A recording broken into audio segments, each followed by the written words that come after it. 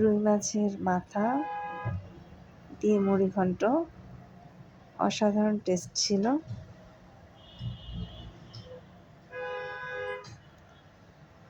রান্নাও অনেক বেশি কঠিন না, সহজেই তৈরি করা হয়েছিল। প্রেসার কুকারে দিয়েছিলাম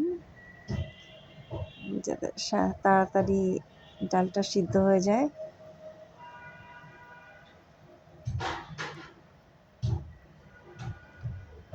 টেস্ট অসাধারণ ছিল, আলহামদুলিল্লাহ। আসসালামু আলাইকুম, আশা করি সবাই সুস্থ আছেন। মাছ ভাজা চলতেছে, রুই মাছ একেবারে বাজার থেকে